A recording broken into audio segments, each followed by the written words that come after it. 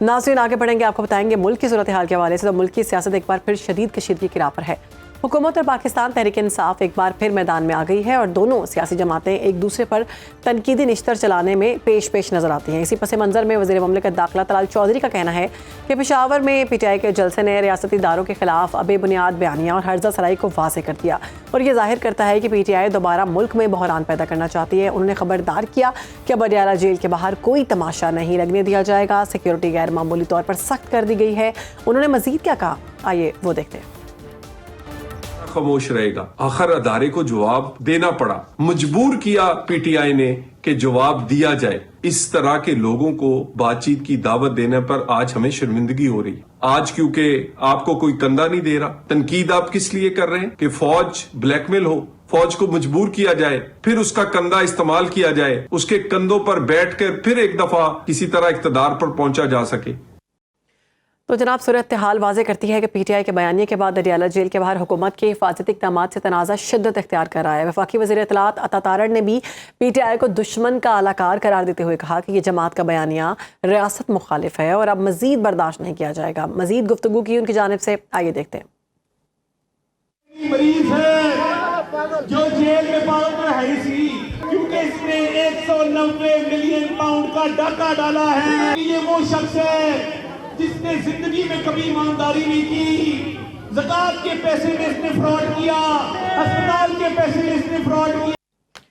तो नाज़रीन आपको बताते चलें कि वज़ीर आला खैबर पख्तूनख्वा सुहेल आफरीदी ने पेशावर में जलसे से खिताब करते हुए कहा कि अवाम ने उन्हें तीसरी बार मुंतखब करके हुकूमती गवर्नेंस को तस्लीम किया है। वफाकी हुकूमत पर तनकीद करते हुए उन्होंने कहा कि गवर्नेंस वहाँ नहीं जहाँ IMF ने चार्जशीट जारी की है। उन्होंने वफाकी हुकूमत पर इल्ज़ाम लगाते हुए कहा कि 5300 अरब रुपये अवाम का पैसा है और किसी को हड़प करने की इजाज़त नहीं दी जाएगी। मज़ीद भी गुफ्तगू की, वो भी देखिए।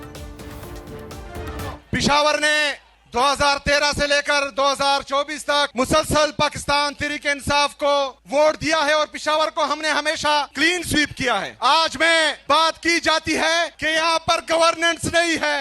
खैबर पख्तूनख्वा में गवर्नेंस है, इसलिए खैबर पख्तूनख्वा की आवाम तीसरी दफा इमरान खान को वोट दे रही है। ये जो 5300 अरब रुपए है, ये मेरे पाकिस्तान के आवाम के टैक्स का पैसा है। ये खैबर पख्तूनख्वा की हुकूमत के बारे में कहते हैं कि ये सिक्योरिटी इशू में सीरियस नहीं है।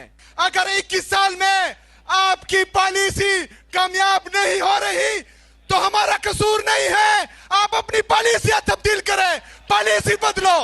गुफ्तगू आपने मुलाहिज़ा की। इलेक्शन कमीशन ने बैरिस्टर गौहर अली खान को चेयरमैन PTI तस्लीम करने से इनकार कर दिया है, जिससे जमात की सियासी पोजीशन मजीद कमज़ोर हो गई है। सवाल यह है कि क्या पेशावर जलसे में PTI की जानिब से रियासती इदारों पर तनकीद महज सियासी हिकमत अमली थी या वाकई इदारों की शफाफियत और किरदार पर सवालात थे। इसी पर बात करेंगे। हमें ज्वाइन किया है सीनियर तज्ज़ियाकार हैं राना कैसर साहब। बहुत शुक्रिया राना साहब प्रोग्राम में वक्त देने के लिए।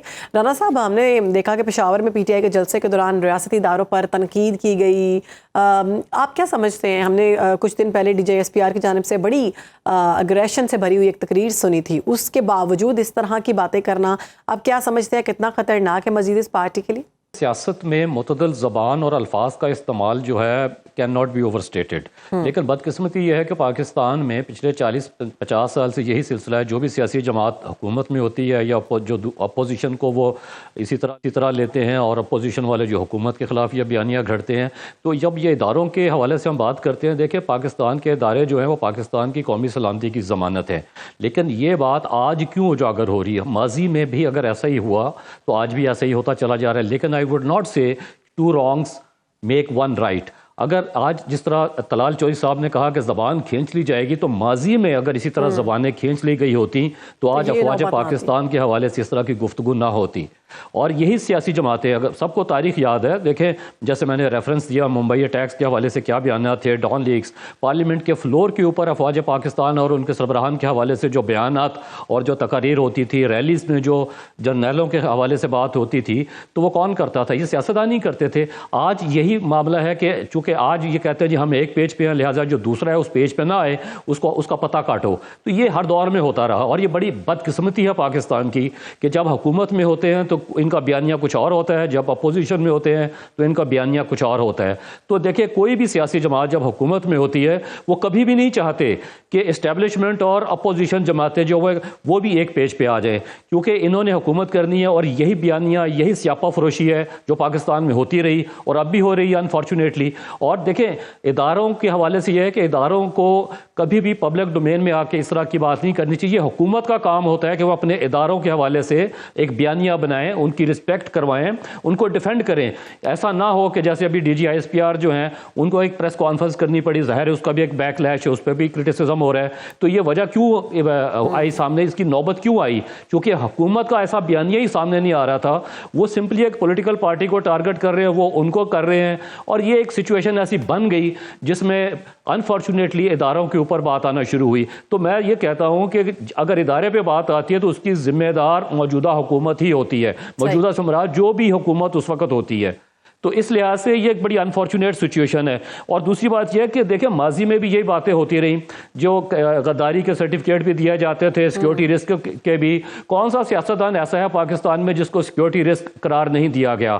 کیا نواز شریف صاحب کو زرداری صاحب نے سیکیورٹی رسک نہیں قرار دیا؟ کیا نواز شریف صاحب نے بینظیر بھٹو صاحبہ کو سیکیورٹی رسک نہیں قرار دیا؟ پاکستان کی تلخ اور تاریخ ہے یہ ہم سب کو بھولنا نہیں چاہیے کہ ماضی میں یہی ہوتا رہا اور ایسا ہوتا رہے گا. جی بالکل, عمران خان نے نواز شریف کو کہا, آج جو ہے وہ نواز شریف صاحب یا ان کی پارٹی عمران خان کو کہہ رہے ہیں. تو دیکھیں میرا خیال ہے کہ there should be an end to all this یہ نان سینس ہے کہ پاکستان کے اداروں کے حوالے سے تو کم از کم کوئی کمپرومائز نہیں, پاکستان کی سالمیت کے حوالے سے کوئی کمپرومائز نہیں, لیکن یہ جو کچھ ہو رہا ہے اس کے ذمہ دار ہمارے سیاستدان ہیں, آئی ووڈ سے.